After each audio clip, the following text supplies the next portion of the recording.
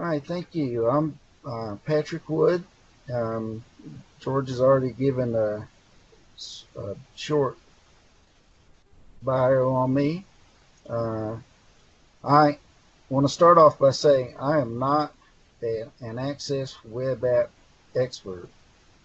Um, I'm just a guy who likes to fool around with Access web apps and use them and see what I can do with them and the useful things that we can do. And I think a lot of you have probably seen the trend toward more acceptance of Access web apps as time goes on and everything uh, becomes more web oriented. Everybody wants the information on the internet, and they want to use it in the browser, and they don't want to have to install special programs a lot of times to use it, like Access Desktop. Um, but one of the main issues and complaints about Access web apps is that the web apps have you siloed off. Your data and your information is kind of stuck in one place, and it's difficult to bring information in, to import it. They did give us an option to export to Excel, but there's so many things that we miss not having VBA. Well, there's a way now that we can get VBA back, and this is what this article is going to show you how to do. And I'm going to go step by step for some of you. If you're familiar with creating and using the reporting desktop databases from the Access web apps, some of this will be familiar to you, but for those who are really knowledgeable, I'll just say that the main thing I'm going to do is take the reporting desktop database and change the connect property so that we have the user is the read-write user, has the right to read and write to the Access web app data, which is stored, as you know, in SQL Azure or Azure SQL databases. So one of the nice things about having VBA and doing this, what we're doing, is that you can export data just like you would with your regular Access desktop. The only thing you can't do with this database, this desktop database, is change the schema. You have to do that through your web app, and you use that to change the data just like you did when you created the web app. But let's go ahead and get to the steps. I don't want to get too complicated. What I want to do is go through my article because I have it step by step, and we'll try to make it easy for everyone. And so the finished product, what we're going to have is we're going to have an Access desktop database with linked tables to the Azure SQL database where your data is stored for your web app. And so that's the goal that we want to reach. And we're going to go step by step and show you how to do that. First step is you have your Access web app open on your machine, the development web app that you use to create your tables, your views, and macros, whatever you're doing to develop your web app. So you open that, and then you click on the File tab. The first thing you do, click on the File tab. Then you will click on the button that says Manage, to manage your connections. And so the reason for this is so we can enable connections to the web app from your computer and using the web app, the Access database you're going to create. And make sure you can get the connections and get the connection string that you're going to need to make this change in the reporting database. Because basically what we're going to do is we're going to create a reporting database, desktop database, and we're going to change the connections of those linked tables from read-only to read-write. Okay, so we're going to manage the connections, and if you don't have them connections turned on or set to be used from your location, you will need to do that. And so this is what we're going to do. Step 3 is enable connections. Now, what I'm doing now is just an example. So I'm just using from any location. If security is important to you, then you may want to do just from your location. A lot of times you may want to just use this desktop database just for instance, an administrator, and so they're the only one that may use it, or you may be the only one that uses it as a developer, and so you may just want your location. But you can go back and change that if you change your mind. It's really easy to change. You just go through the same steps and change that. So I'm going to click on from any location. Now, depending on what version of Access you got, in 2016 it looks a little bit different. I did this in 2013 when I wrote this article, so the colors may be different from yours. But anyway, there will be if you will see here, there will be a color around the block there from any connection. There will be some kind of shade or color indicating that that is being used. Okay, so one of the things that you will need to do is to enable read-write connection. So you'll need to click on that and make sure that that is shaded, has shade around it. As you see in the circle here, it's got shade. It also has a check mark. So you can enable that connection, because without that, you're not going to be able to connect or create this database. Okay, and then step 5, you want to view the read-write connection. And the reason for this, and clicking that button, as you go a little further down, reason for clicking that button is you have to get this information that you see now. And you need to copy and paste all of that information to a safe place. You may want to zip the file up and encrypt the file, whatever you want to do to keep it safe, because this will enable you can use this information to not only use the Access desktop database, you'll be able to use SQL Server Management Studio with this connection information as well. And so it's pretty important to keep that safe. You don't want anyone just to be using it, to have access to it. So copy all that down. We're going to use that information, especially the password, a little later. So that's one of the things that when you do this, you will definitely want to have the password. Okay, then step 7. Now we're going to create the desktop database. And we're going to create it as a reports database. And so you click on that Create Reports button, and Access will create that desktop database for you for reports. But of course, it's only going to be read-only. You cannot change any of the data. And with reports, you don't need to change the data. So that's why they did it that way. And just make sure that your connections are enabled. And so the next step, after you click on the Create Reports button and the desktop reports database is created, next you'll want to open that database. And you you will get a chance to select the folder that it's in. And so you want to open the reports database. It'll have read-only tables.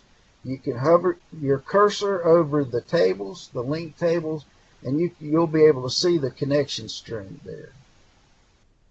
And you can see that it's read-only. Okay, the next step is important, because what we have to do next is we're going to have to use some code to change that connection string right here. We're going to have to use some code to change that so it's read-write instead of read-only.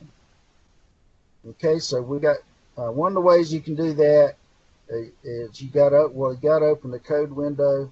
So one of the ways you can do that, click on the Database Tools tab, click on Visual Basic button.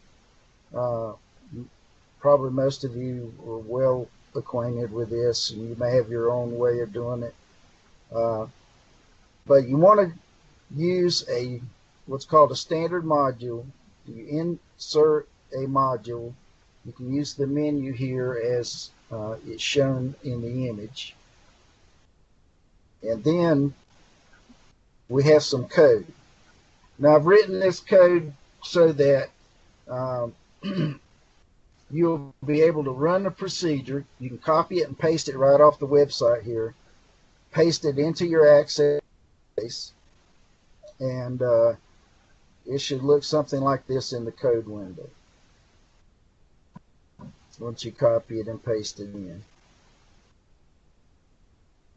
Okay, so you got your reports database. You created a code module. You copied and pasted that procedure in there, and next you'll need to run it.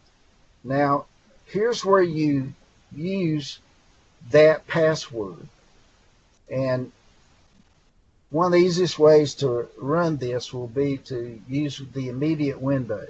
If your immediate window is not open or you don't see it, you'll need to go up there on the toolbars and make sure that in the menu that the immediate window is visible.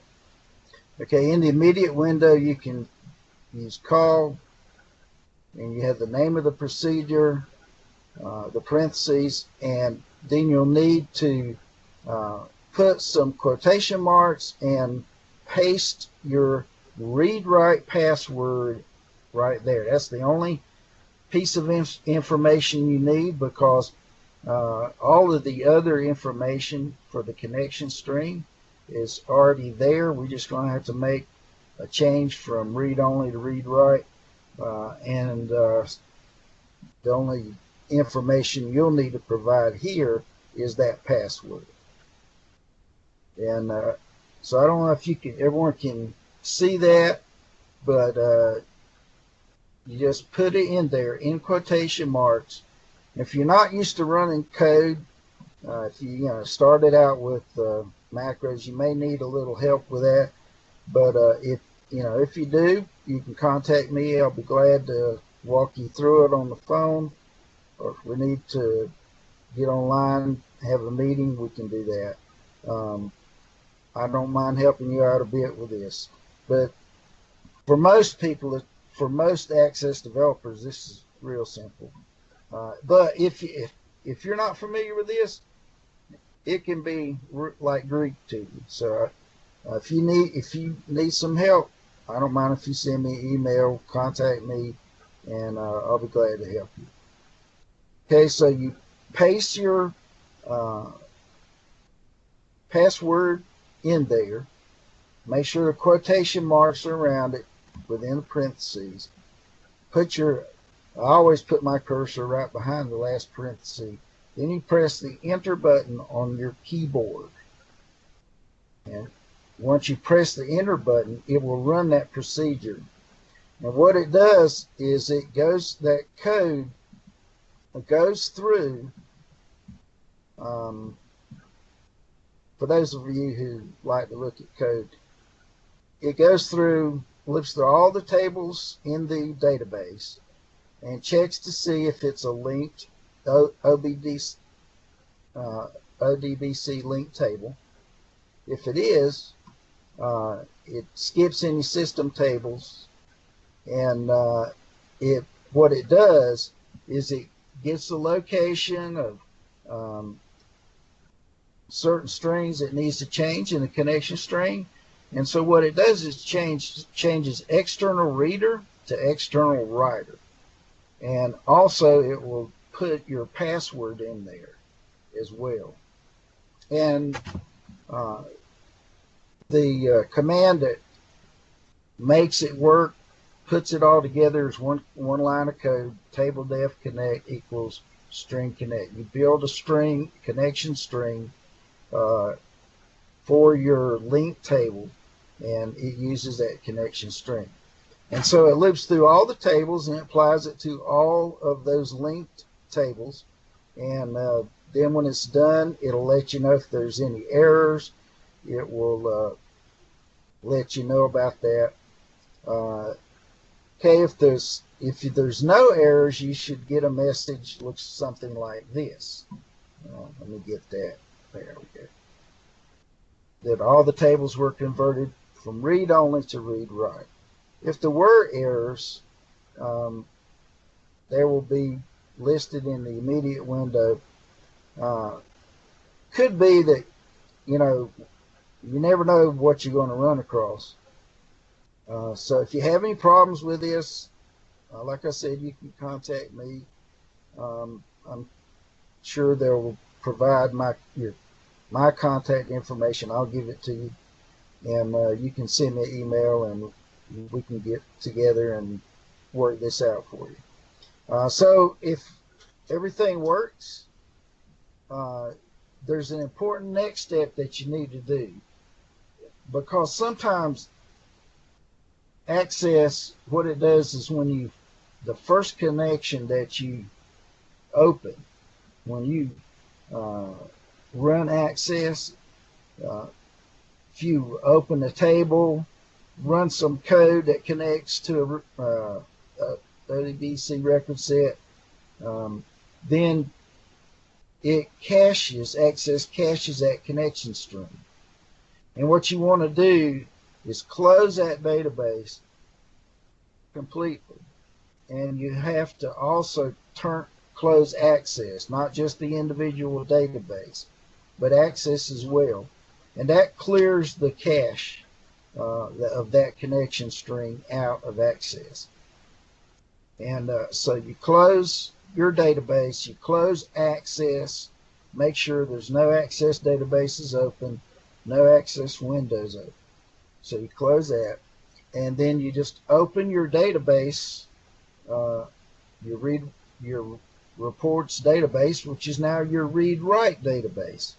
And you should be able to use that database just as if you would normally connect to a SQL Server database or Azure SQL database and manage the data. And now that's important to remember. If you're not familiar with this, you cannot use this database, the desktop database, to change any of the schema of the database. You can't change a table, you can't add a query. You can add one to your desktop database that you're using, but it will not show up on your web app. And so if you want to change those tables, and it'll tell you if you try to design the tables and change them, it'll tell you can't do that. A warning message will pop up. So you would, if you want to change a table, add a field, drop a field, change a data type, whatever you may need to do, you would need to open your Access web app on the desktop that you started out with. And that's what you use to develop your web app to begin with. And so that's how you change the schema. So you can change the data, you can change the schema, but if you want to change the schema, which is the design of the tables, the queries, and those type of things, you have to use that original Access web app that you started out with to develop it. Now, one of the nice things that you can do once you've created this read write access desktop database, as far as the data is concerned, it's just like any other Access database with tables linked to SQL Server or Azure SQL database. It works just the same. You can import data, you can export data, you can do all the things that you normally do using VBA. Wonderful that you will be able to, for instance, what a lot of people like to do is export that information to Excel where they can make some wonderful reports and charts. And a lot of people really like that, and it's a really good feature. It's a wonderful that Access works together with Excel so well, and it really does a really good job. You can do so much with that you cannot do with Access alone. Although you can do a lot with Access reports if you're pretty sharp. There are a number of things in Excel that a lot of people find easier to do. And so once you do these steps, and they're pretty easy, you've got a good database, and you can work with that database to change the data, to import data, to send emails, to you can use Outlook, you can automate Outlook, you can automate Excel, any of the other Office programs that you normally use automation with, you can run those, and that can help you out very well. Let me see what I have a Access database here. This is the web app database, and let me close this down. That's this is where we could you see the people's table here. If for some reason I had the idea that the meeting was on Thursday instead of Tuesday, so I apologize for not being ready. I was going to do a demonstration of importing data into this table, but you can do that using code. You can use Access to enter that information into the table, and it'll be there for you. Now I'm going to close this out, and let me see if I can find. Okay, here's what my Access web app read write database looks like. This is a simple one. It's just I got some appointments, and and as you click on the link table, you see you've got all the data there in the link table. And so we can change something. Say, I want to change the appointment date. I want it to be in March. I had the wrong date, for instance, there. So we're going to change that, and we'll better change the end date. Well, we don't want an appointment going backwards from March to February. But as you can see, the data was changed.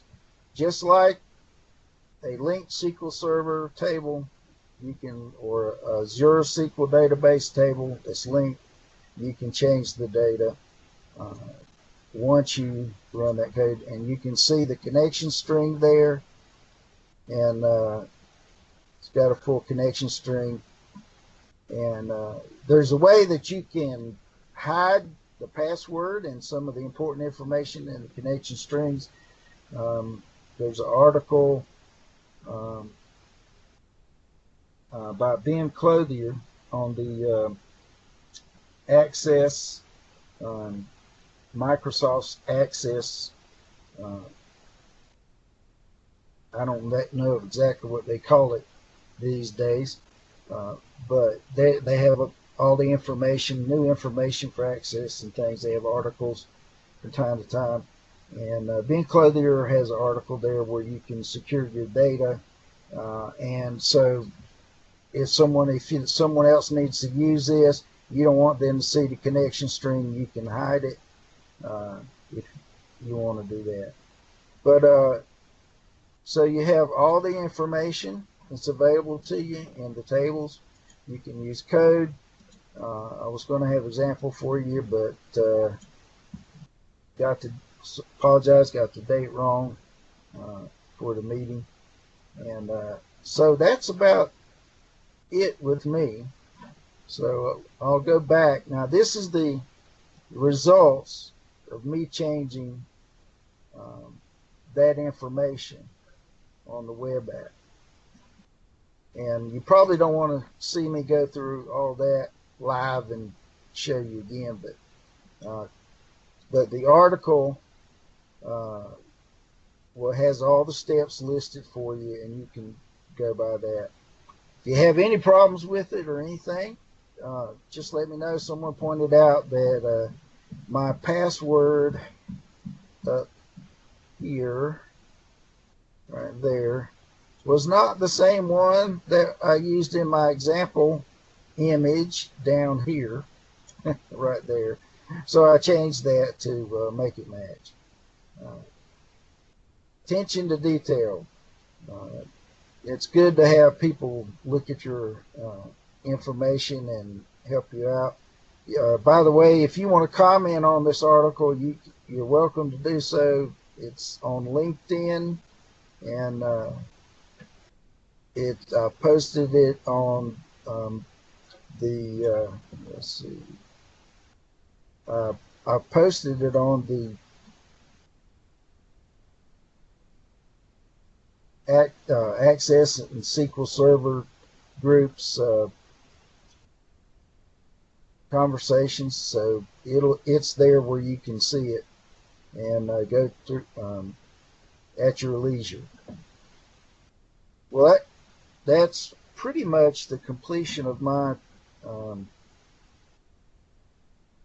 what I had to do. Let me check. Let's see. Let me open this right here.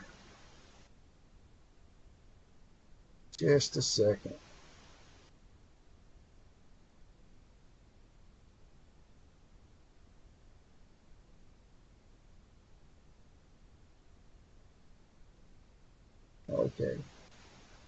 Okay, so this is my web app. This is where you can change the schema. This is where you can add tables, create tables. You can add queries. You can add different views. If you want to add another view in here, you can do that. You can edit these so you can have the information that you want. But mainly, like I said, if you want to change the schema, you have to use this, your web app that you developed, your web app with to start with. Okay, I don't know if anyone has any questions, I'd be glad to answer them if I could. What do I need to do now? Do I need to, let me see. Do I need to stop presenting?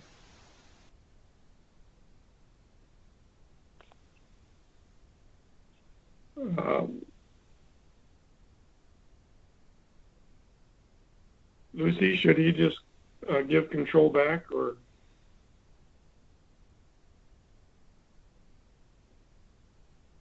Okay, can anybody hear me now? Well, I can hear you, George. I can hear you, George. Okay, good. Yeah, for some reason I lost audio and I had to come back in by phone, which isn't as good a connection, so hopefully you can still hear me. I had a couple of things. I found the blog post that Patrick mentioned, and I posted the link in the comments section over there. It's the one where Ben talked about database or connection string security and the cached connection issue and how we'll get around that. So you can get that link out of the comment section there. John has a question, Pat.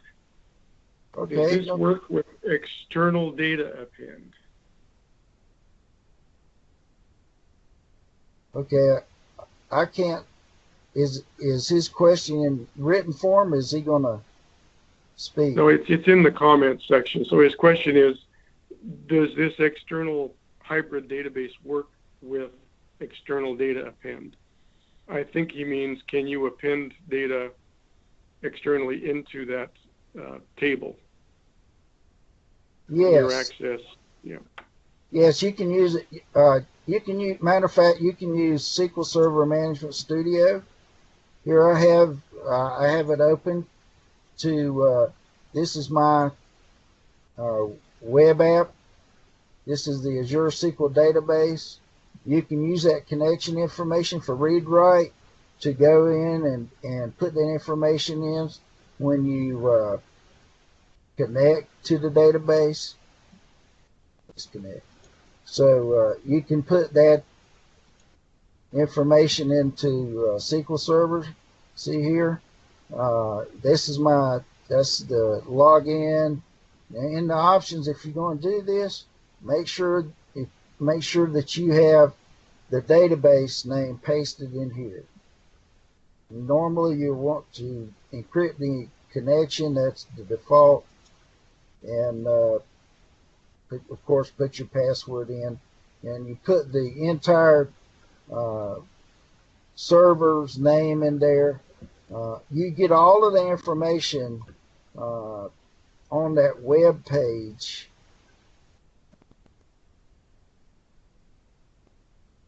You get all that connection information right here in step 6. And so you can use Access, you can use code, you can use VBA. Because you have a connection string, you can do a lot of stuff. You can use VBA directly and without using the linked tables, or you can use the linked table. It just depends on what your preferences are, what works best for you. You can import data from Excel, and you can then use code to send it to your table and put it into your table, insert it into your tables in the Azure SQL database. It's just like a SQL Server database. The only difference is you cannot change the design from that Access desktop database that has the read-write capabilities.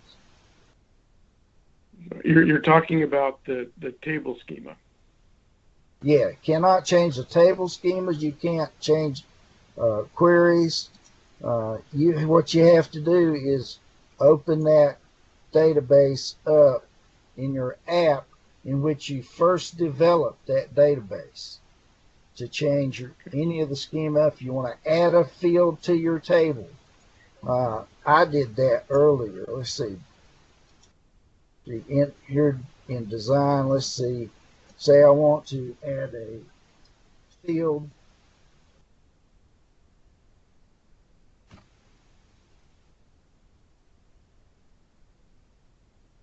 It's going to be date with time.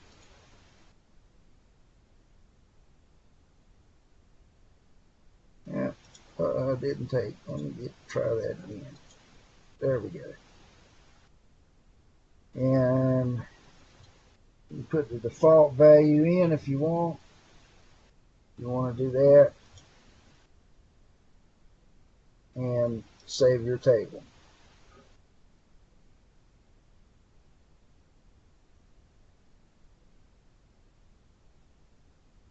Okay.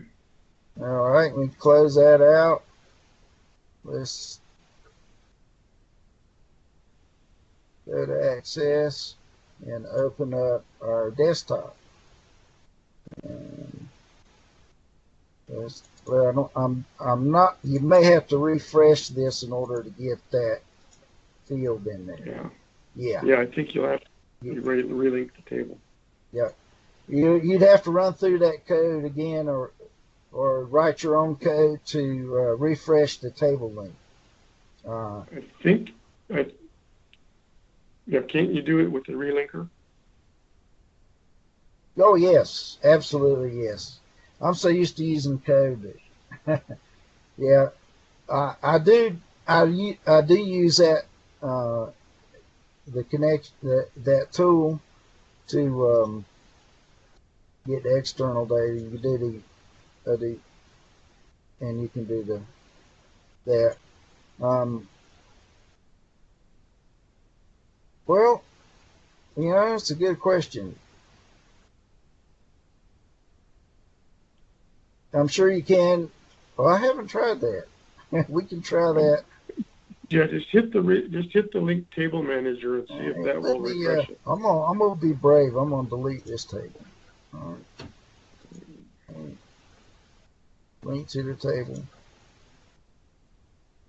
Oh, I don't have my DSN here.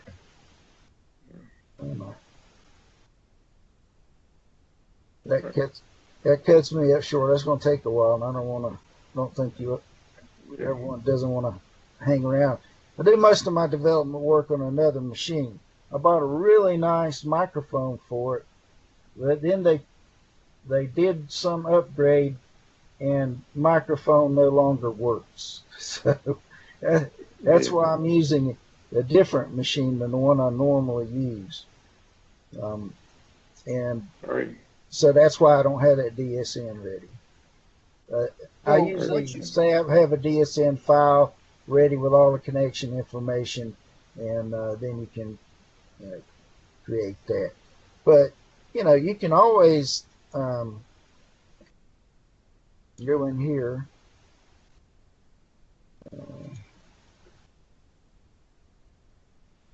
and delete this thing and open this. Open your Access web app. I'm gonna run through the steps real quick. Because we want to get file.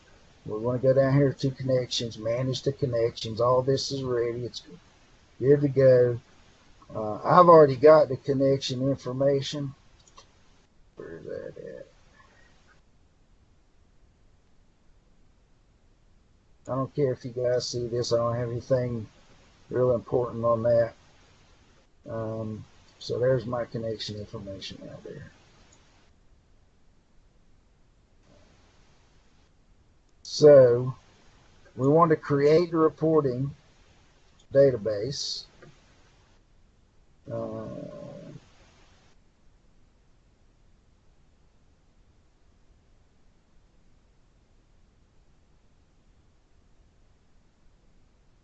Let's see.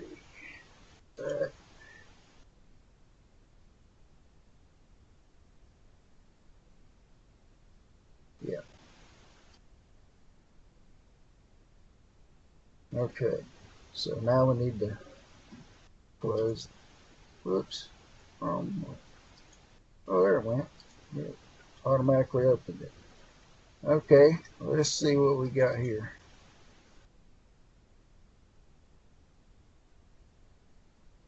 And there's my field. See, that's how quick to create a reporting database. So now let's go in here and we'll go ahead and add a module.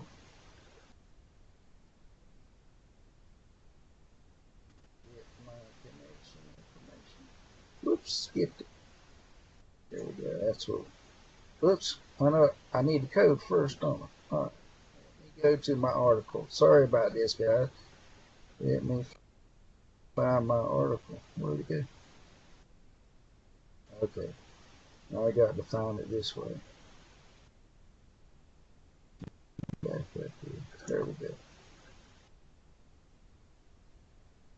All right. So this is the code. This is where we often have something unexpected happen. It doesn't work. Okay. How many things have I got out? Let me close this one. Yeah, nothing like a live demo to Right. make it, yeah, Nothing like the live demo to humble you. yeah. Okay. But when it works, it makes you feel good.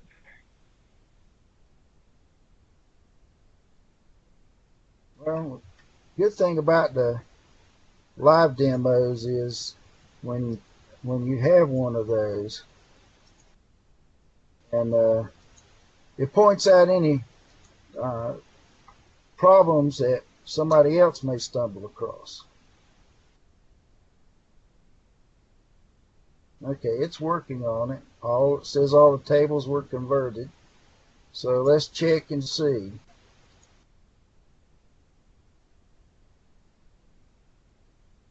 Oh, that's right. We need to close it first.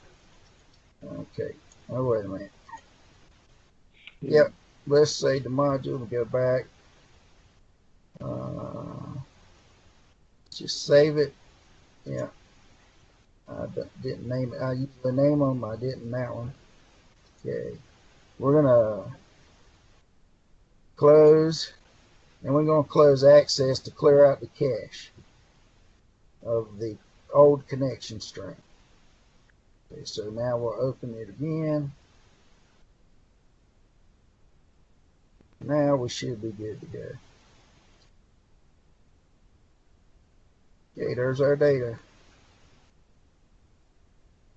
And let's see, let's sort it by that. So we changed that earlier to March. Let's put it back in February. Let's see if it works. Yep, it worked. Okay. Now, since this worked for me live doing this, I hope it works for you all. But if you run across a problem, like I said, I'll be glad to help you with this. Okay. Anything I can do.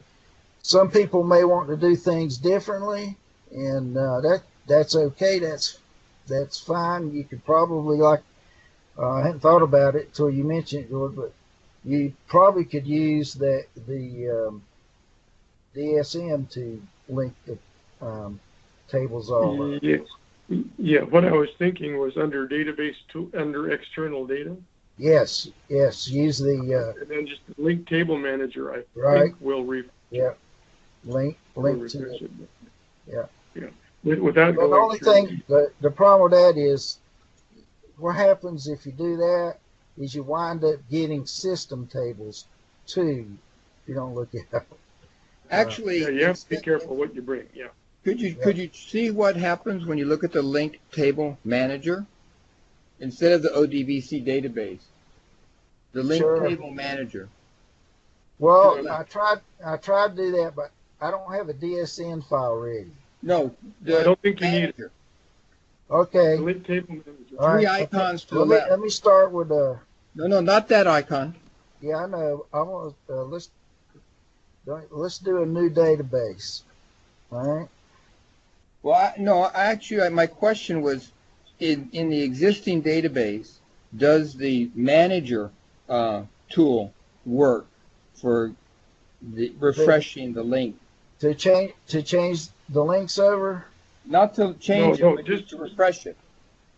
To refresh when you added that new field, mm-hmm. instead of deleting and relinking the table, if you use the linked table manager on the same table, it should find that new field without doing the relinking. Well, yeah, but you have to enter your connection information. You shouldn't have to. It's not that button. It's a different button. Yeah, I don't think you have to either. I think that just if you go, Patrick, it's the second icon from the left. Oh, the link table manager. Oh, okay. Yeah. Okay. I see you guys are teaching I me think something. if you do it from here, it updates the table definition to whatever was changed. Hmm, okay. I believe that will happen. Well, let's test it out.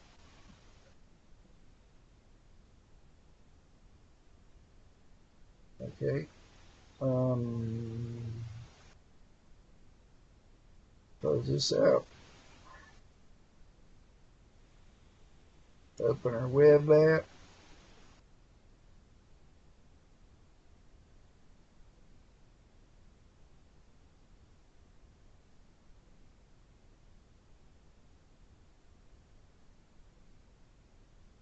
Okay, we're in design view. Oh my head.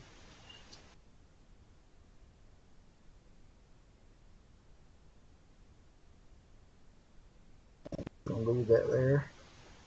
Like that. Let's see. Yeah, I'll still leave that there.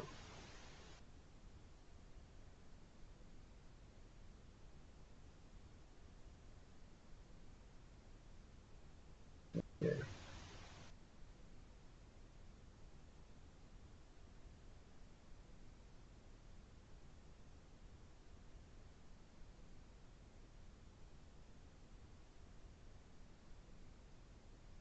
Okay. Let's see what we got here.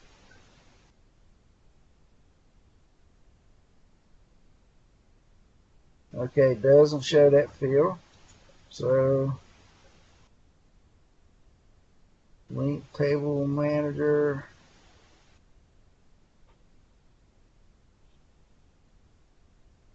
Appointments.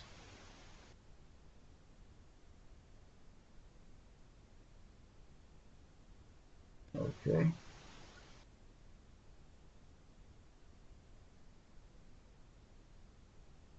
All right. That's really nice. That's good. That's a little quicker. Yeah, it is. Absolutely. Um, Okay. I haven't tried it, but I'm pretty sure you could use do like use like what I was going to do and use a DSN or enter the connection information to just create the link tables like you normally do. Um, Yep. that may work. That should work as well as long as you get the correct connection information and put it. Correct. Correct. Yep. Okay. So I have a. Oh, I'm kind of jumping in here. Go ahead. Is this a good time to move on to a couple of other issues that came up? Sure. Okay, great. Judy pointed out that queries written in the external database can be really slow. And her suggestion is that you create as much of, well, this is, I'm kind of reading into what she said, but you try to create as much of the query structure as you can in the Access web app designer, and then link to those queries as views rather than try to write queries directly in the Access side. And I'm just wondering what your experience has been in that area of performance. Uh, that's not something that I've checked out a lot as far as large databases. I've been using Azure SQL databases about almost as long as they've been out. But I've not had large databases with a lot of information, a lot of tables, very complicated views or anything like that. So I can't really speak to that. I just know they work. And, I've created a number of them and used them, and they work fine for me. Yeah. And I couldn't tell any difference in the speed when it was created on SQL Server or the Azure SQL database. That might be Yeah. something For good instance, to I demonstrate have if you have the time. I'm sorry, someone else spoke and I didn't catch This it. is Andy. I just said that might be something good to demonstrate if we've got the time to do that. Yeah, I actually I can speak to that as well. Andy knows I just recently completed a project for one of Andy's clients, and we ran into this issue big time. So maybe that would be a good topic for a future discussion, is some of the re-architecture issues that come up Right. in this format. But yeah, we can look into whether, when and how to present that, but that is a factor. Judy, you mentioned Access doing the queries in the Access web app designer. Have you seen any comparison between doing it that way and using pass-through queries? Well, when I first came across it, there was a significant difference. I thought this is not usable for the users aren't going to like this, and so and it was just a simple query, like say employee and appointment like that. But when I did the query on the web app side, which was already written, I just brought it over. It was instant versus a minute. I mean, it was lengthy difference. Yeah, I'm still trying to figure out why that is an issue, but it seems to me like it is, or it can be. Yeah. So let me see if I understand. You're saying if you use a desktop database and create a query on it, Mm-hmm. and then that it works really slow? Mm-hmm. Yeah, that's correct. Yeah, as a general rule. Create it Yeah. on the in the web Even a app, very simple query actually creates a view, which is what's on the screen now, which is a query that I created. It works faster, huh? That's something good to know. Yeah. Yeah, I mean, and I'm going to qualify that by saying all else being equal, yes. Right. Yeah, and I wish I had a better understanding of what all the factors are that make that the case.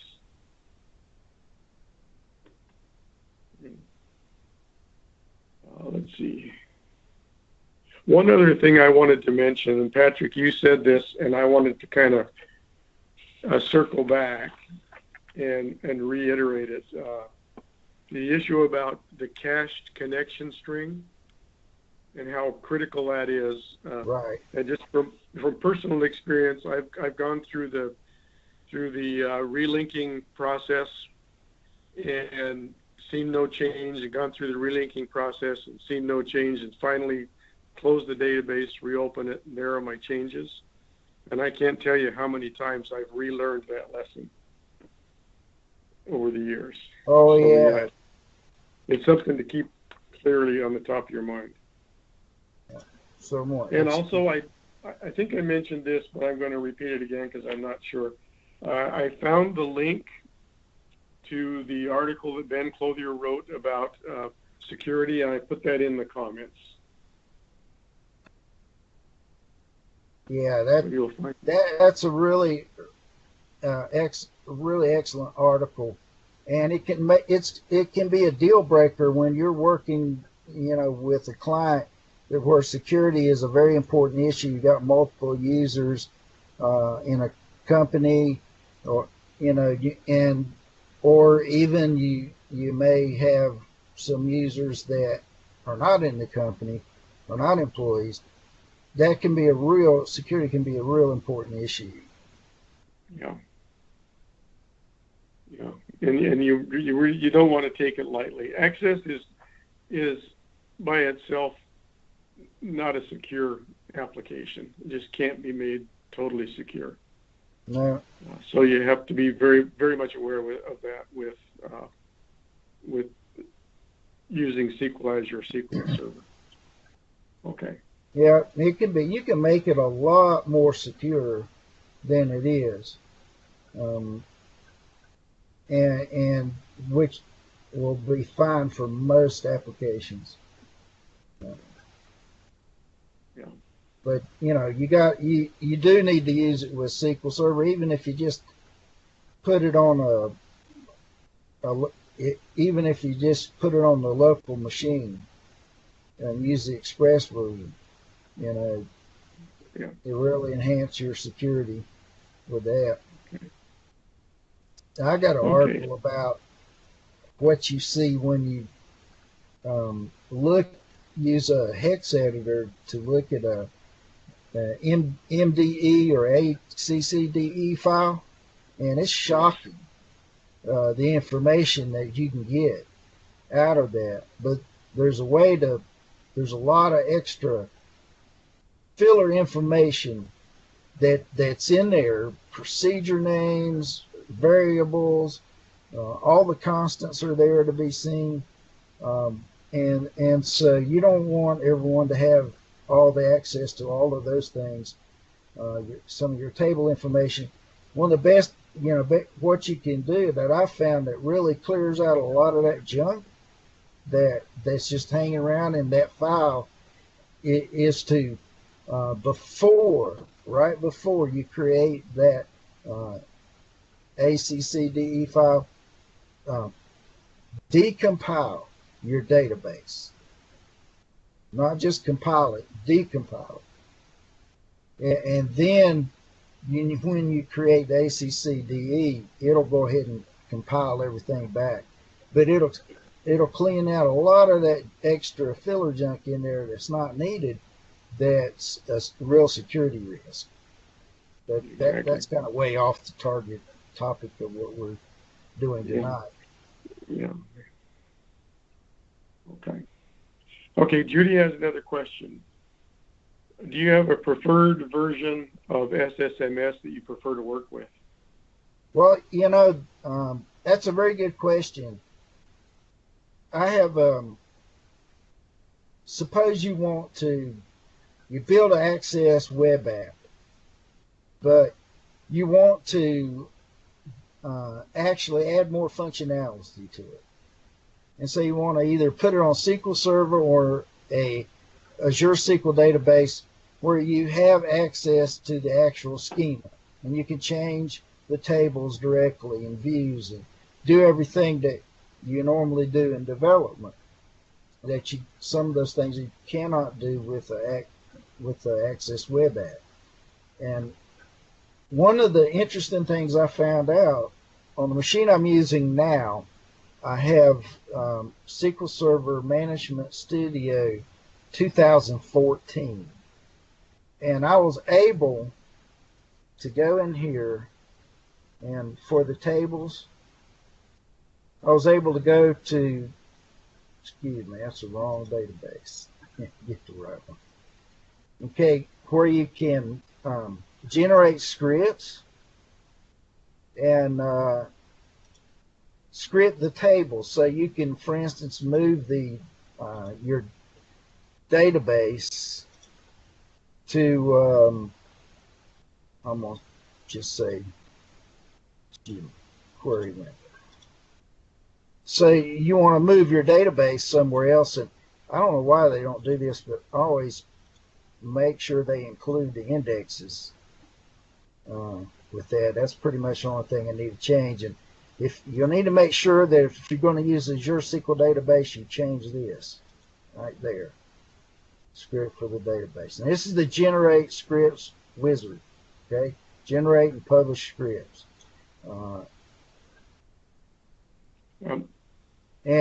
So let's see. I'll see if it works this time. Now I'm gonna show you. I'm gonna tell you. I can't show you, but I can tell you what happens when I do it in SQL Server Management Studio 2016.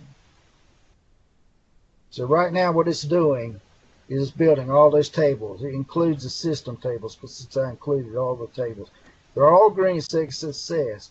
Well, with SQL Server Management, SQL Server 2016, it would not allow me to do that. It would not allow me to script all the tables at one time like that. And when we finish, there you see the script for all the tables. And you can run this, and you can create a SQL Server database or an Azure SQL database somewhere else and just run this script, and it'll create all your tables, all your relationships, everything with it there. And it works really wonderfully to do that. But I was not able to generate the script for the tables in 2016. I don't know why. I checked into documentation, said you got to have authority. The error message says I didn't have the right authority to do that. So that may be some change that Microsoft has made, but I've never had that trouble before with that. And that's on a SQL Azure database behind an Access web app? Yes, yes. And only that, because regular Azure SQL database works fine, but with the web app, that's what I had a trouble with and I recently installed 2016 SQL Server 2016, and so I don't know if I installed one of those features in there that caused a problem with that, or I don't know what it is, because SQL Server has become so complicated now. It's difficult sometimes to figure out why something is doing something or why not. There are so many new things that they're adding, and it's really great. I mean, the developers are loving it, and all the security features they're adding in is, which is necessary and good. And that may be just one of the things that happen. So it says I don't have the authority to script the tables in 2016. So maybe you could just open. I haven't tried it yet on a machine. So I've got SQL Server Management Studio 2014 on that machine too. I haven't tried it yet to see if I can still do it with that. But anyway, we'll see. I do have an article that shows you how you can get the SQL to create all of your views. And if you want to do that, the way to do it is you go here in your system views and you look at this. SysSQL all modules, and see it's got your create view information in there, and it's got functions and procedures and a lot of other stuff. Some of this stuff, and you can, for instance, copy that, and so you want to paste it down. There you go. Yeah, how you can. There's your SQL to create the view. And so it's stored in that SysSQL modules. And that's a view. It's a system view. You have to go to system views. Mm-hmm. So you can do that, but I have not found that information in the tables. With the tables, the only thing I have found is, let me see, system views.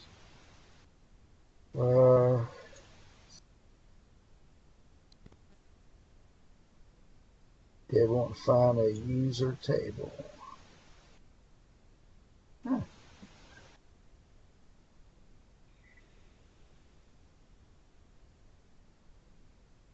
Okay.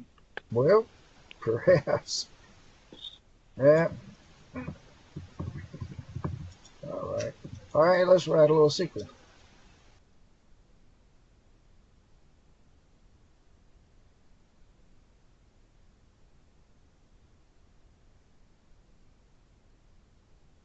Let's try that. Okay, there's the tables. And no, information there. Okay, it must have been a different view. But at any rate, well, that's weird. Pretty sure it was in there. At any rate, I've looked through a lot of these views here, and I've not been able to find the SQL to create SQL for tables anywhere. Yeah, So, it seems like that's one of the things that Microsoft is a little bit leery about, is letting people mess about too much back there. yeah, of course, if you read articles, people are all the time using these system views for various things to get things done. DBAs especially use it a lot. Yeah. But, Yeah, I guess I'm thinking more of kind of their target audience for the Access web app. They're not DBA. Yeah. Well, I don't know what we're doing for time, Lucy. I've kind of been, I got sucked in here a little bit. I hope we're still okay for time. Oh, Yeah, Lucy had to leave. 17 minutes left. Yeah. So, are there any other questions for Patrick or Andy or myself? Judy, who's also pretty knowledgeable about these. I will say one thing: if you start connecting to tables and things, you probably don't want these system tables, and so they have a schema. First part of the name is Access System, and then also if they have a images table. You may not want those. You just I don't know exactly what you want, but if you look and you'll see the data type here. It's apparently for storing images. Yeah, Patrick. At one of the summits, they reveal, the reason they did that was for performance. By pushing the images out into their own table, they achieved a lot better performance Right. With the images. So that's why that's there. Yeah. Okay, great. Well, I'm gonna sort of step in and say I appreciate Patrick stepping in and presenting this. This is something that I find particularly interesting. As I say, I recently completed a project for Andy built around something like this. It went pretty smoothly, the transition, until we started getting performance problems once we got it converted. And so I'm kind of interested in where that goes from there. What kinds of things we can do to re-architect around it. Judy, do you have any more thoughts on that? Would that be something we could have a presentation on in a future meeting? Well, Any peers?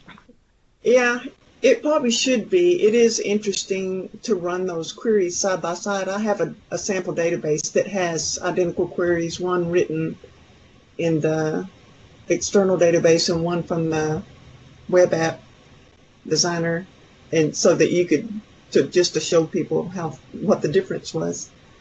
Mm-hmm. Yeah, I'd kind of like. I guess my real end goal would be to identify some best practices.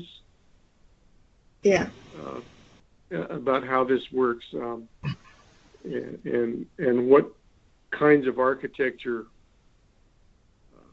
are best supported by, or what kinds of architecture best support the Access web app backend. Well, I think I've even heard Juan say, when he talks about connecting the SQL Server with your desktop databases, he also talks about using views from the back end as being more efficient. So it's probably something similar. Yeah, probably. So I think it's something we need to pursue. Okay. Does anybody else have any other suggestions for topics you'd like to see presented in the coming months?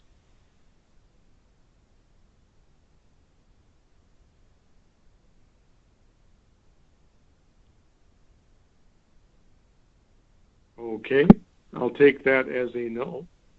I'd like to just chime in that I really appreciate what Patrick showed us. This is very useful for me to see this, and especially the conversation about optimizing it as well. So, like you said, Yeah. future conversations about the architecture to speed things up, because speed is always an issue, be important. But thank you for the code and stuff that we can get from your site to make this module, so that such an easy way to convert a local database into a read-write one. So thank you. Oh, well, Yeah, you're very, welcome. very nice. Very nice. I'm glad it can be useful. Yeah, it's on LinkedIn. The article's on LinkedIn. If you don't have LinkedIn, you can go to my website, gainingaccess.net, and I have look under articles, and I have the article there as well. Okay.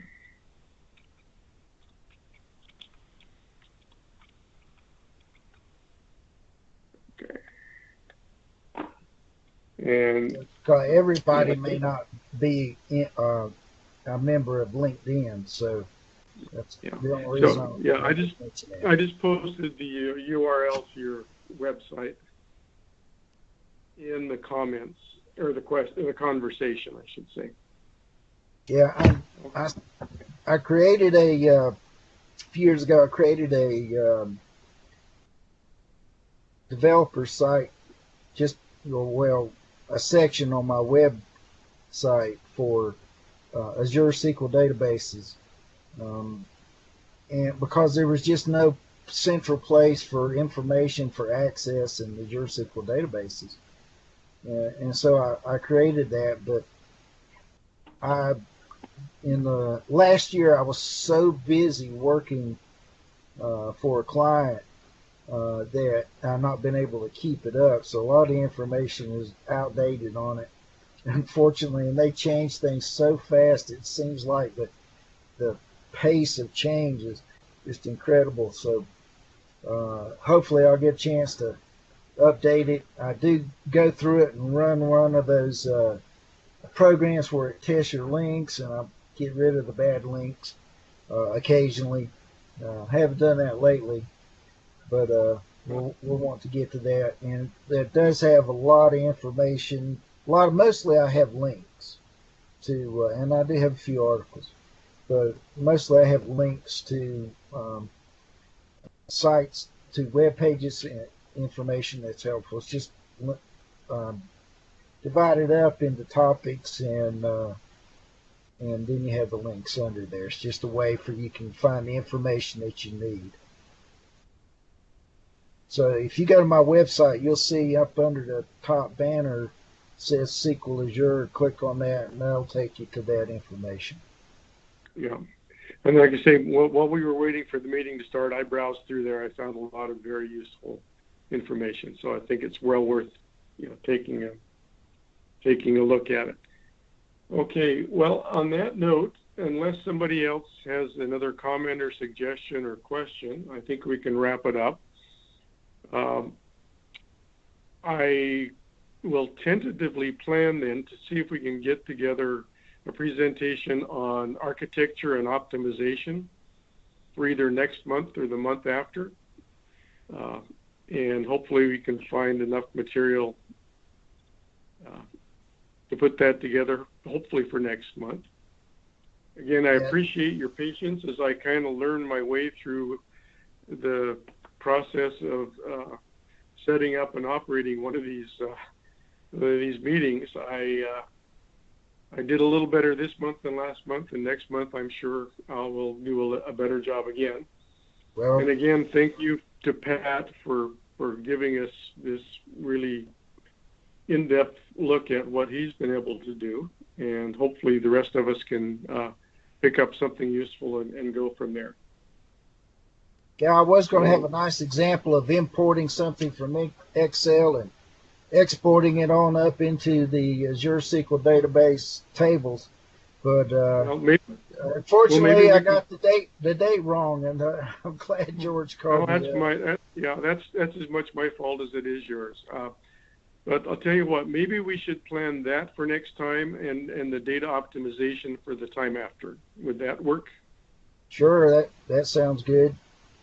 Okay, so let's tentatively plan then that Pat will come back with a follow-up presentation on data migration, and then the following month we can look at some optimization in the hybrid space.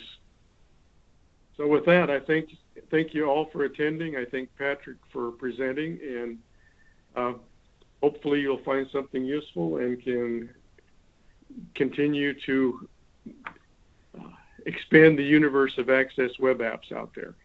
Thank you and good night.